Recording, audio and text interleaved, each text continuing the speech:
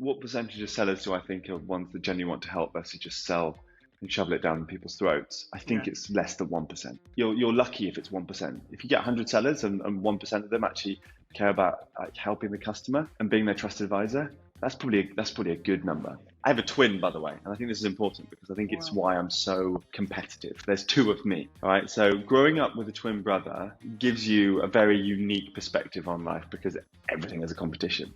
Today's successful revenue leaders once started their careers just like you and I. They faced the challenges that their careers brought to them, they rose to the occasion, and became the leaders that we admire today. Join me as we explore the skills and stories that make a great leader with a pinch of vulnerability.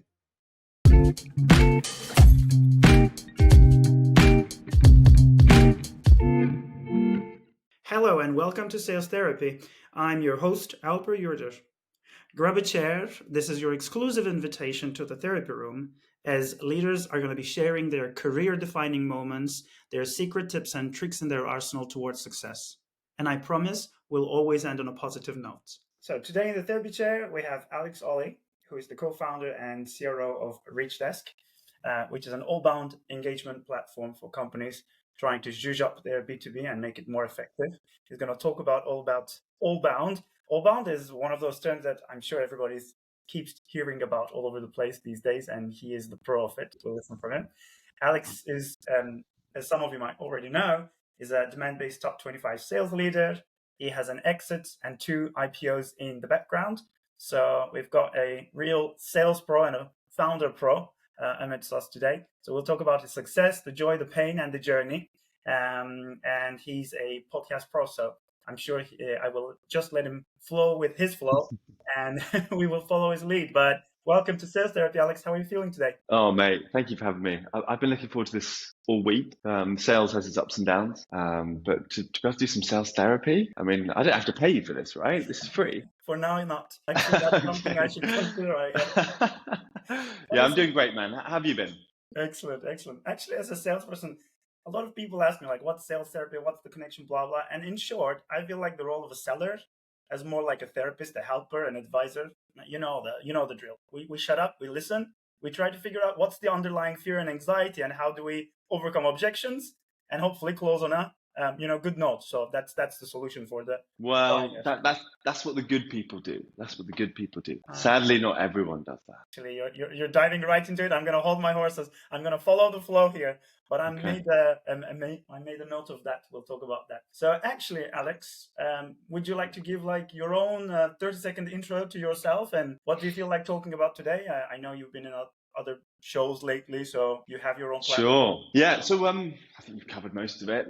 I've been building Reachdesk. This is the 6th year that we've been building. I've been in this game with like startups in like software for nearly 15 years. I was briefly a lawyer, by the way. Hated it, like really hated it. Like we talk about sales therapy. There should be like a podcast for like ex-recovering lawyers.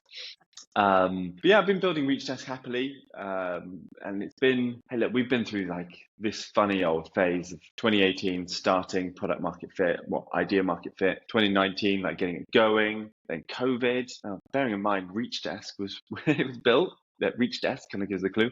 It was built so that we can send stuff to people's desks and designed for offices. Offices close. That does a certain thing to your mental health when like your whole business is like just put on hold, as I'm sure everyone was. And then it was like hyper growth, and now it's like efficiency. And I've rethought a lot of things. I've learned a lot over the past 5-6 years, and now I'm just on this real mission to build like this go-to-market team, which I label as an all-bound motion. Yep. Right? And a lot of people talking about all-bound. I'm sure we can talk about that more today, but I'm very passionate about that. So, any good therapy starts with childhood and growing up generally, Alex. Can you tell us about your growing years a little bit? Like, you're based in London, by the way, right? And the company's based in London. So did you grow up in London? I did not grow up in London. So Reachdesk is actually headquartered in the US, but let's go back to my childhood. When people ask me where I'm from, I can't really ever give them an answer because I grew up in the UK. I have a twin, by the way, and I think this is important because I think it's why I'm so competitive. There's 2 of me, all right? So growing up with a twin brother gives you a very unique perspective on life because everything is a competition, right? You learn how to ride a bike. Who can cycle the fastest? When you're getting good at running, who can run the fastest? My brother and I used to have this thing called the boost bar challenge. And we'd literally run up a hill And the first person to get to the top had to buy the other one a Boost bar. It's like a chocolate bar you get new. But a lot of me and my competitive side to my personality, I think because of that. But I grew up, I was born in the UK, and then we lived in Hong Kong and Brunei, went back to the UK, Germany, Cyprus. So my father was in the military. Okay. My mum was a teacher. Oil business or what's going on? Okay, fine. Military. So I've kind of, I home now is somewhere near Oxford where my parents live, but I count myself as a Londoner now. But growing up, it was moving around the world, and it was battling my twin brother in everything that I humanly could to see who could win the most. And I think that's why I'm in sales because When you because of tell that. me twin brother, to me, I'm an only child, sole child, whatever you call it. So to me, it feels like, wow, wonderful. Like you were never alone in your life. You always had support, and I'm sure you had all those things and you feel that way. But the competitive side, that wouldn't even occur to me. That's really interesting. Yeah, man. It was everything. We were so different in many things. Like, I think I was more academic and he was more sporty. But then as we got older, I focused more on sport because poor guy, I'm about 4 or 5 inches taller than him. So we're not identical twins. So I got bigger than him. I got better at sport. He caught up with academia. I don't know what that did to me. I'm not sure. I do therapy privately, and I'm happy to admit that, by the way. I'm not ashamed of it. I don't see it as a stigma. I've never explored that bit. So maybe I'll explore that next week with the person I speak to every other week. But it definitely created a competitive edge and like a sense of just wanting to go above and beyond just to win. Yeah. And I've never been able to let that go. If anyone listening isn't doing therapy, that's the biggest gift you can give to yourself. It's a bit of a luxury for some, including myself, because now I'm a minimum wage earning founder. I don't know why I did that, switching from the big commission checks to it. Anyway, a little rant there. But if anyone's not doing therapy, that's the biggest gift you can give to yourself, because you become aware of yourself and you improve from there, which is kind of how I think of the sales job as well. Like, okay, hi buyer, hi people with a problem, tell me what is going on. Actually, I'm going to help you figure out actually what's going on, because sometimes the problem you come to me with is not really the real problem. So let's become aware first, and then let's solve it. That hence sales therapy. Again, plug there. Okay, thanks for that background. That was really helpful to understand the man that I've got to know 1 year ago, but no, obviously not in this detail. So that's really cool about the therapy. Let's talk about that challenge of achieving success and being an achiever, etc. So obviously now you're at a place where, Reachdesk, a lot of people know it. You have your fancy titles. I'm sure you're more confident than you were 10 years ago when you started your career or whatever. Tell me a little bit about the career journey. How did you start? What were some of the difficulties? What were some of the challenges you had to overcome about yourself to become the successful person that you've become? I think I was saying this to someone this week. Growing up, as I said, I was quite academic. For some reason, I was destined to be a lawyer at the age of like 10. So really? at the age of 10, it was like, you're going to be a lawyer. I remember speaking to my mum about it. I'm going to be a lawyer. Yeah, you're going to be a lawyer. That's great. That's a really good job to do. I think a lot of my uncles were lawyers. From the age of 10, I think I was hell-bent on doing that. And I don't know why. I wish someone had sat me down and say, here's what you're actually good at. I'm not sure I was a particularly good lawyer, by the way. So what that led me to do was like work really, really hard at my at school to get the best grades. So I had to be an academic scholar. I had to get the best grades to get into the university I wanted to. Went and studied law with French. I decided to do law with French at the same time at uni. I studied in France for a year. I remember leaving uni and I was like, do I want to do this? Like, is this what I'm supposed to be doing? And I actually kind of parked law for a bit. I remember sitting down, this is back in 2008. So there was a big old financial crash going on there. Yeah. Finding a job then was really, really tough. And I got offered 2 jobs. Same time. Yeah. We're probably the same age, right? Yeah, that makes us 2 boomers. Oh my God, I remember how hard it was, right? And you probably do too. Maybe you don't, maybe it was easy for you, but for me, it was really hard. And I got offered 2 jobs and I was interviewing for just like whatever. Let's just go to London, move to London, see what happens. I got offered a job with as a headhunter. I was like, do I want to do that? I'm not sure, whatever. It seems to be paying way better than everyone else. So maybe I'll do that. There's a lot of them going around. And then I got offered a job with this company called Deezer. It's like music streaming service. Yeah. And I remember going home and I had 2 job offers, and one, the headhunter job, was paying twice as much, quite literally. So when you're 21 and you're getting offered way more money, that's very attractive. I remember sitting down and luckily my mum gave me some really good advice. In fact, both my parents did. And they said, look, it's a French company, you speak French. That would be good for you. You love music, so you've always been a musician. Don't worry about money right now. Spend the first 10 years of your career making mistakes and trying to figure out what you want to do. Headhunting doesn't seem to align with who we know you are. So we think you should take that other one. If you need a bit more money, like my parents didn't have a ton of cash. They spent a lot of it on things like our education. They gave me really good advice. So anyway, landed at Deezer. And so good. Best decision. Like, it was one of the best jobs I ever had. And it was the early days of music streaming, right? This is when it was us versus Spotify. There were like 40 people in the company, and then it just went, it skyrocketed. Yeah. That was like the first startup I joined. And it went from like 40 of us to like 800. We raised 250 million, like huge growth. And I was like, whoa, this is amazing. And so I got the startup bug there. And I was speaking to our managing director. I don't think I've ever spoken about this publicly. And he was like, look, the company's at like a big growth stage now. Some things are going to change around here. Maybe you should think about going and being a lawyer. I was like, okay, you sure? And he's like, yeah, there's this thing called music law. So I actually did that. I joined this firm. I did law school, joined this firm. And this is nothing against lawyers or anything. It just wasn't for me. But within like an hour, honestly, an hour of being there, I was like, I think I'm in the wrong place. But I stuck through it for a number of years. And the reason why I'm speaking about this is because it did bad things to me, right? It was like I was working all the time, like all the time. Some nights I just would not sleep. I was just working. When you spoke about your workload and how stressful it was, no one cared, right? It was just like, that's just the job, get on with it. I didn't feel there was much culture to it. It was pretty soulless. And I tasted the opposite. I tasted the startup world. You're looked after. You're part of something, there's a purpose, you're building, to like the polar opposite. And if I'm very honest with you, it made me very depressed. Like depression hit me really, really hard. And after I qualified, I decided, I was like, this isn't for me. I'm glad I did it because I know it's something I don't want to do for the rest of my life. And it's for some people, I'm not criticizing lawyers or law. It's a respectable career. But for me, it just didn't add up. Yeah. And I'd been part of another company before that, which was awesome. So I kind of committed to going back into the world of startups. I knew enough about software. I loved sales. I realized I loved selling stuff. I think I was quite good at it. I was always like top of the leaderboard. And so I went and joined a company that like really helped me hone my skills a little bit. And after about 2 years, Reachdesk, the idea was born. And I've been doing that ever since. But I love everything about sales. And the philosophy I have about it is... I'm intrigued. Let's start with the first thing, which is the principle that I say to everyone. Sales is hard. It's not difficult. People make it difficult for themselves and they start to resent selling. And it's because they're thinking about the money and the commission. And it's okay to be in sales. When I interview people in sales and they don't mention that they're motivated by money, I don't hire them. But you have to be motivated by money. But when you're thinking about it all the time, you make it difficult for yourself, because the best sellers are the ones that just want to help. They genuinely want to solve the problem, right? They want to be your trusted advisor. They follow up proactively. They do everything in a timely manner. They work for the customer, and they help buyers buy. I love doing all those things. When people make it difficult, and this is what I learned, I had a period where I didn't like sales. It's because I was always thinking about how am I going to earn the money. And you could smell the commission breath, right? You could. It was from a customer standpoint. So I didn't like that. I remember my old CRO. He taught me the art in sales is helping buyers buy. I remember like that penny dropped. I was like, so what do I need to do? And he said, you need to be helpful. Start helping people. And when I started realizing sales is about helping people, as long as you're selling a good product, it can be really, really enjoyable. And then you just have to put the hard work in. And that's the distinction, I think.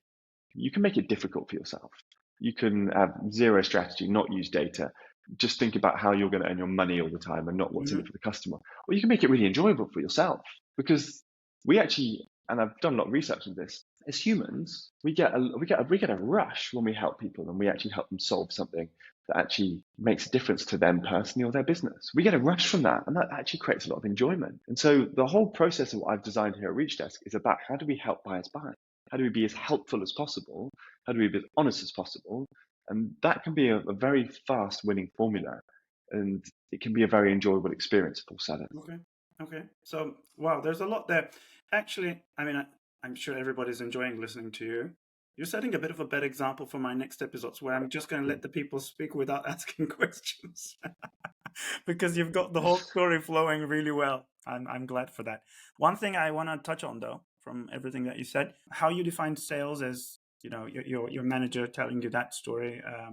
It's about helping people, so therefore selling is helping buyers buy, which is definitely what we stand for at Flowla and what we try to change in the world of sales as well, like buyer enablement. This is a bit of a weird question, but like, what percentage of salespeople do you think are let's say category 1, let's go sell, close, commission at the end of the quarter, versus what percentage of salespeople that you've come across see their job as really that helping person, that advisor, not too much worried about if I don't hit quota here, that might be something to do with the product. I'm just gonna, do my job in the best way possible. I'm gonna do my follow-ups, my multi-threading, follow all the right steps. But at the end of the day, it might not have so much to do with the way I sell, because I know how to sell. Therefore, I'm just going to be an advisor, be a helper, and not harass people, not chase people to death because I have to hit my quota, whatever. That was a long-tailed question, but I don't know if I got the message across. Well, I think, look, you're asking a couple of things here.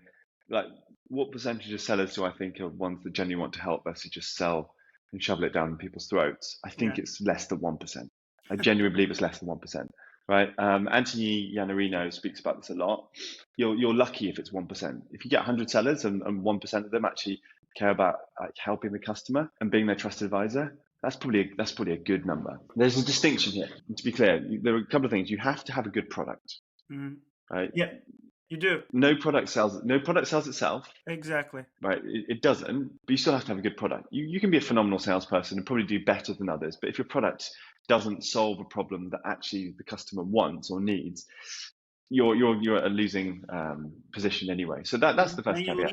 Then you leave and run away, because otherwise your career is just stalling and you're not making any money. That situation is very real. Exactly. It's very real. So you have to acknowledge that. Like, no one can sell ice to Eskimos, right? But a lot of it is like the relationship between sales and marketing, which is why I don't think it's fair to sort of just place failure of quota attainment on salespeople alone. Yeah. It's a whole go-to-market motion, which is what Allbound is, which we'll talk about later. But it's go-to-market. You can't just say this seller is really rubbish. Now, if salespeople aren't doing the basics, they're not multi-threading, they're not doing effective discovery, they're like just demoing the shit out of their product. I'm not sure if we're allowed to swear on this, so sorry. If they're just, they're not being proactive with engaging the wider decision making, if they're not doing the fundamentals, these are like just basics, and some people think these are advanced things, then you're not going to succeed anyway. But I do think it's really important to stress that at the same time, you can be a helpful seller who likes to make money. I'm not going to lie. Yeah, I like to make money. All right, I like to make money. Right, but I also know how to help people. Yeah, I know that by helping people, I will make more money. Exactly. And when people start to understand that, they're like, huh? Hang on a second, but I'm used to the boiler room, always be closing approach. That's how you make money. That doesn't work anymore, by the way. If anyone's listening, they think and I'm not going to put any names, but there are plenty of people out there that profess the whole like just boiler room tactics. There was a video I saw recently on LinkedIn it's an old one from Grant Cardone's method that he uses, where it's just like read the script. Don't do that.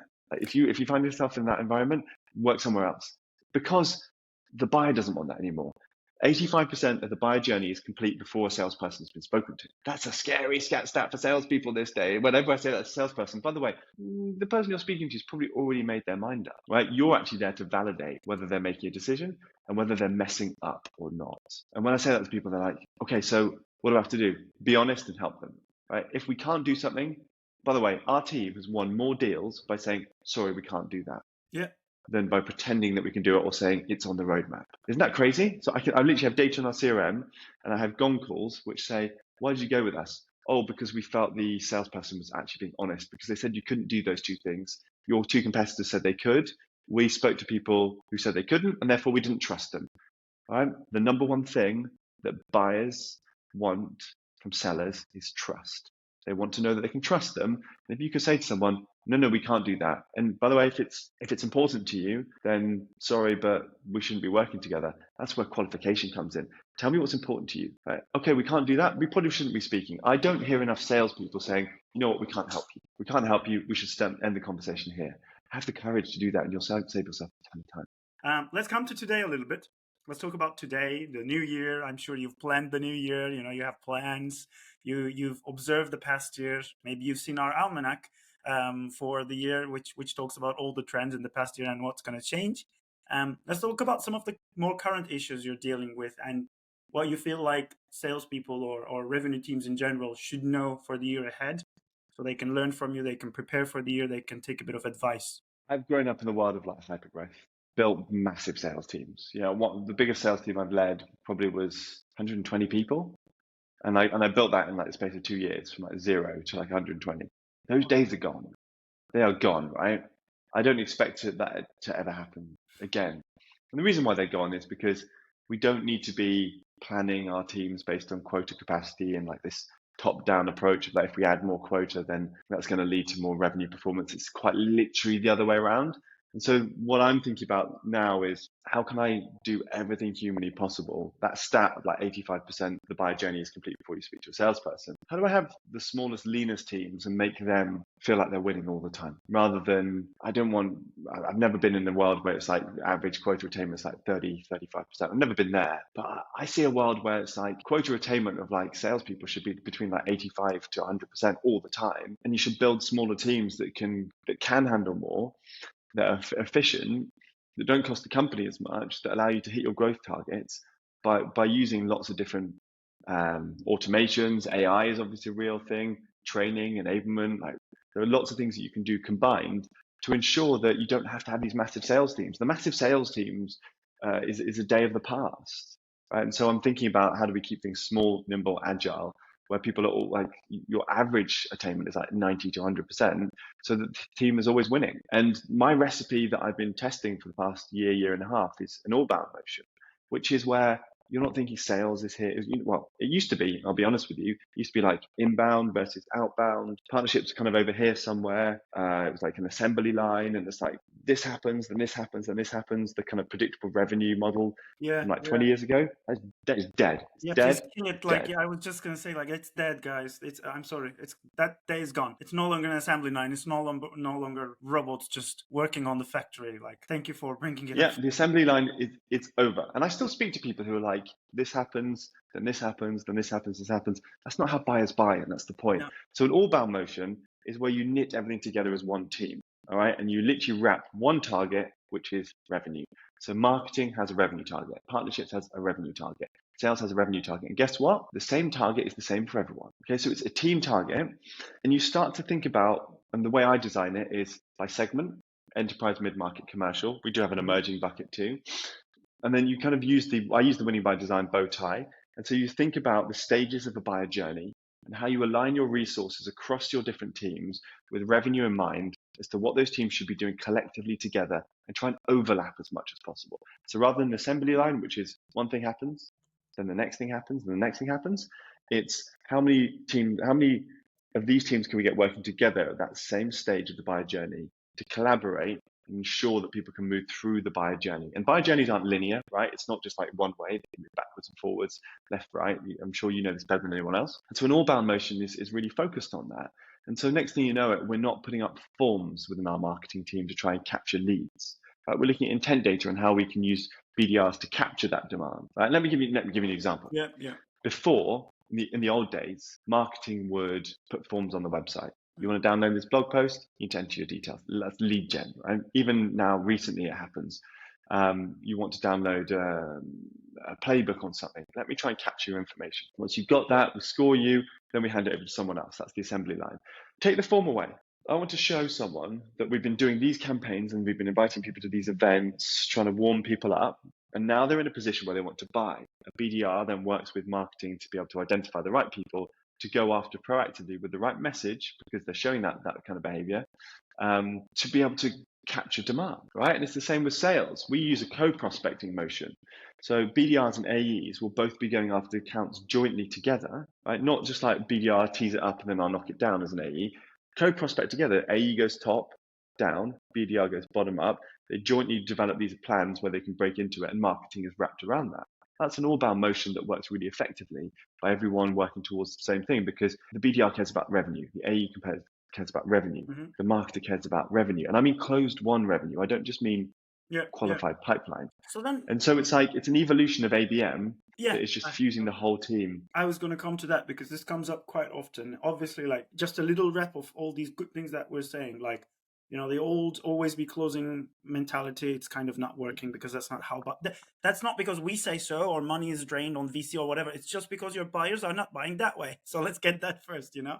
So your buyers want more autonomy, they want more availability, and they want to buy in their own terms. So, you know, not because you reach them at a certain point and you're chasing, but they have all the information available, blah, blah, blah. So that's that. Buyer is leading the way in the change. The other thing then becomes, so how do you approach this new situation when you used to say SDR, here's your weekly targets, activities, that's how you reach things, just go and bless people's. AE, just get the leads and close, etc. Versus now you have a reality, you know what your product is, what it's good for, and there's a handful of accounts, or more hopefully for you. Maybe an account-based approach where you target those accounts in the right way in the right times is better. So there's a switch from that just mass, go out there and figure out, to these are the accounts that are ideal for us as a team effort, including the founder, the head of sales, who should talk to the head of sales or whatever. Let's try to make sure that we can help these accounts. Let's validate that first, and then let's go after those accounts. That's kind of what we're switching to at Flowler now at Q1. I don't know how much of that resonates with you. You take, you leave. Would you comment on any of that? May I take all of it? Like you're talking about one of my favorite things as well, which is team selling. I still think this is underestimated. But I'm part of the team. I know when I need to jump into our all-bound motion to be able to help, because salespeople are like, look, we're speaking to another CRO and we want you to get alignment there. So again, it's about trust. And so I'll jump on these calls and they'll be like, so we're looking into this, this, and this, and say, actually, out of those 5 things, we're going to do 4 of them. Are you okay with that? He's like, yeah. That 5th one is on the roadmap. And actually, the next thing I'm going to do is I'm going to put you in touch with our products, our head of product, or our CSM, or whoever it is, our ABX specialist. You can talk to them. Because remember, I'm a sales guy. I'm trying to show you that I'm here, that we're taking you seriously. I'm giving you the truth, but you need to speak to a specialist. And so when they speak to like the CSM who's going to be looking after them, because global coverage, for us, for example, global coverage is important. They got burnt in the past because the provider they had didn't know what they were doing in Europe. And they speak to someone in the UK going, here's what I know about direct mail and gifting in Europe that you should know about. They go, okay, I trust you. Now let's speak to the product person next. Well, show me the roadmap. Yeah, this thing that you asked for, it's not coming up right away, but if you can wait 4 months, then it actually is on the roadmap, and here it is.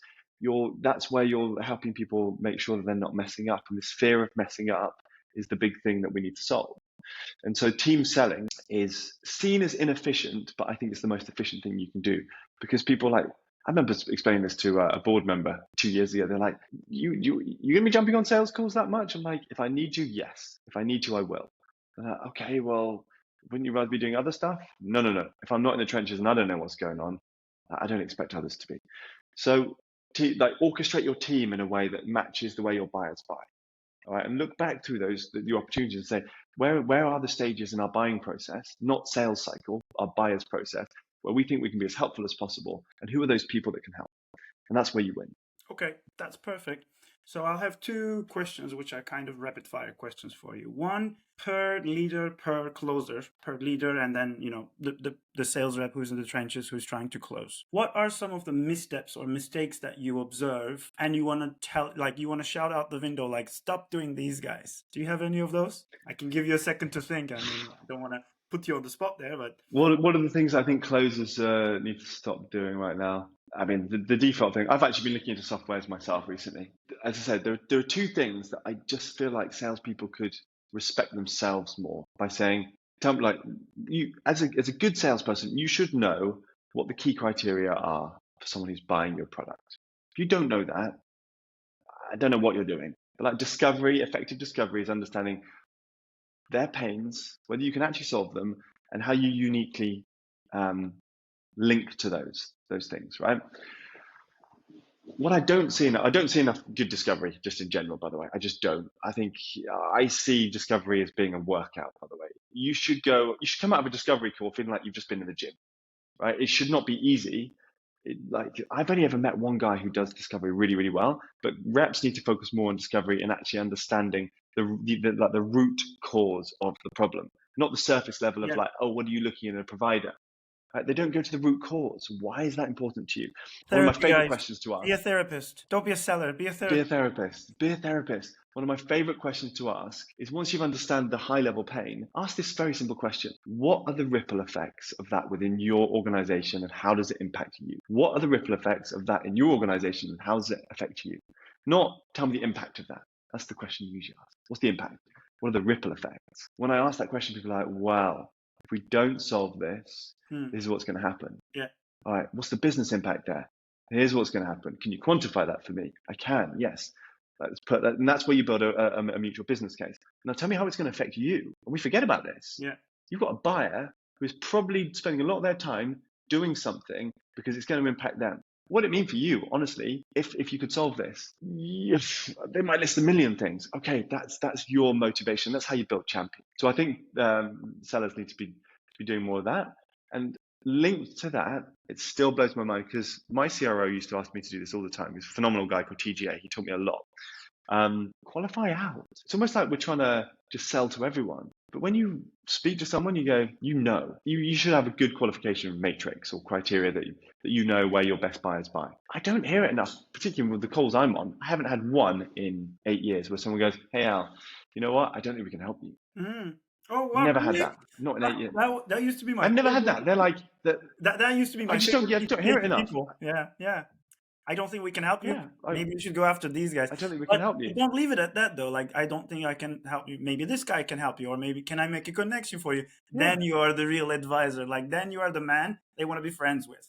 I can't help you, but I can fix you up for the solution. I think that's cherry on the exactly. top. And they might come back to you. They might come back to you 6 months later. Exactly. Say, actually, this is a big problem for us, and we want to buy from you because I trust you. Trust. I keep saying that word. Just whoever's listening, trust is the important thing.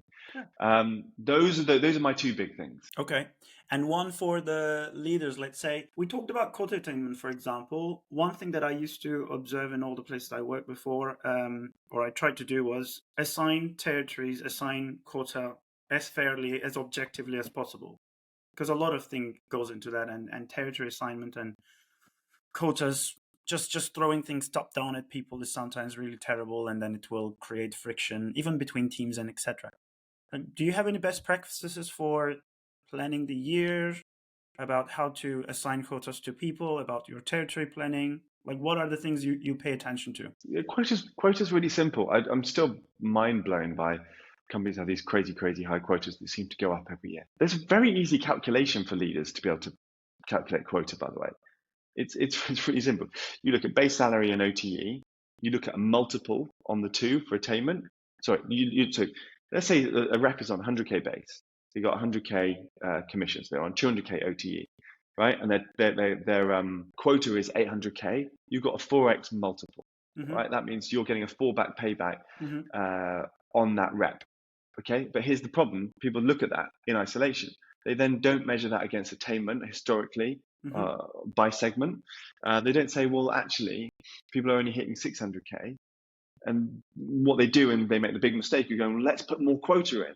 And then it compounds. It blows my mind. It's like, sorry, you've got a 60% attainment on that full quota. It's already inflated. And you want to put more in because you think that's what's going to drive you hitting your plan. What's a good payback? And what you should then look at, and we're going into unit economics and like the real CRO stuff, you should then look at, like, from that segment, same segment, so it's enterprise, what's the lifetime value and payback period of winning a customer like that, because that should be what actually helps you course correct on your quota, because sales is all about the lifetime value of the customer.